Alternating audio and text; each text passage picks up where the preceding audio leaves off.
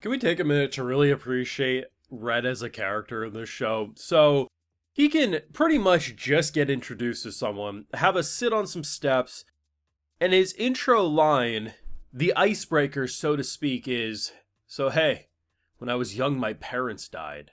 When I was a wee lad, they ceased to exist. And this woman's just standing there like, bro, I just met you, and this is your opener to me. It's like meeting someone and just saying, you want to see a dead body. And somehow this insane bastard navigates situations and people actually stick around to hear. The power of being a Power Rangers level protagonist is that no matter how cringy or crazy your bullshit is, people stick around. Only to learn that, yeah, his brother turned into the Bond killer. Because I thought we were building into Black Ranger or something. No, it turns out he just became a bad boy. And when it was all said and done, he fought him 13 times total. I love how it's simultaneously a parody of like Ranger stuff, but at the same time, it's like serious. Like the actual most of this episode was fairly serious. I mean, still a little silly, but you know, it was all things considered, you would look at it as more of a straight up like Ranger style episode. Only for like the last 30 seconds of the episode to see Bond Killer jump in anytime he was, oh, my dad's nice to you, I go into my villain arc. My sister likes you, villain arc. And I'm like, this show is so dumb, but that's kind of why I'm here at this point. Is it knows it, it embraces it, and honestly, I gotta admit, this is probably a top 3 episode for the show.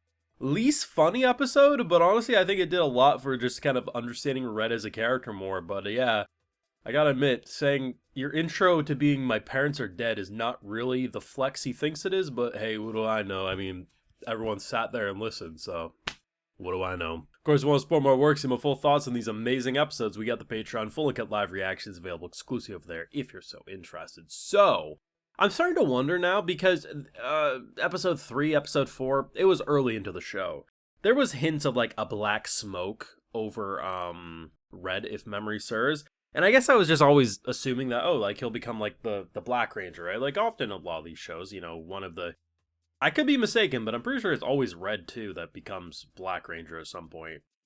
Maybe I'm misremembering, I don't know. Either way, I'm almost wondering now, because the moment near the end of the backstory, the belt or whatever they call it, wrapped around Red and like almost like a symbiote from Spider-Man, like consumed him, but obviously he broke free from it.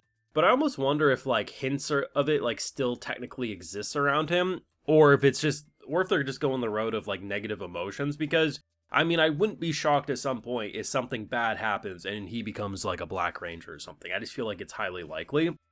I think my favorite point, though, outside of the reveal that apparently Bond Killer decided to jump him 13 times because his family liked him, is the fact that they straight up ask our guy, like, hey, like, it feels like you're skipping over some details. What do you mean? Well, you know, you were a normal high school guy, and now you're Power Rangers. There's a bit of a seasonal jump. Don't worry about that. It's not important. Bitch, what? Now, my assumption is that because, you know, the theme of this series is bonds, whether that's relationships, friendships, whatever it is. I guess his bonds were strong enough that magical bullshit gave him the bond plates and everything like that. And then on the flip side, his brother, you know, he had negative emotions, so then the bad boys did the same. But and the worst part, too, is when I was growing up, like, I don't think I ever properly saw the first episode of any Ranger show. And if I did, I was way too young to remember it. Because I just kind of always remember Rangers having the transformation shit. They just did it. So I'm almost wondering, like, is it a common thing that, like, they don't really explain? Because I feel like that's not the case. I feel like they probably, you know, a meteor strike gives them it, or a crazy guy in a cave. I don't know, but in this show, they're just saying, hey, don't ask questions. But do you want to hear about how my parents are dead? This freaking guy. But legitimately, like, actually one of the most serious episodes, not in the way that, like, you're gonna shed a tear, like, oh my god, I felt so bad when his parents were dead. And I was like, that sucks for the kid. But immediately my thought was, oh, this is a really nice family. The dude who adopted him, the father or the friend of the dad, right? Just a really nice guy, genuine. He's like, hey, like, don't worry about it. It's a brand new family. Like, don't think you have to be a family member, right? Just know you have a good place to be. The bro, the sis, both genuine people. Just was like a really good spot. Like, if you're gonna lose your family, that's probably the best thing you could ask for in terms of like a place to go next to, I guess, a grandma or grandpa if you have one. But either way, like, I wasn't sure what the point of the backstory was gonna be, and I almost wonder, is Bond Killer or an equivalent gonna pop up now in this world? Potentially. They already teased at the end of last episode that girl, so I mean, I've seen some speculation that the whole crew's gonna show up in this world, and I'm not sure if I'm on that train or not. I do definitely think some of the stuff from his OG world is gonna be here, characters he interacted with. But I don't think they're gonna bring the whole ass crew over, mainly because Red's kind of building his own crew here.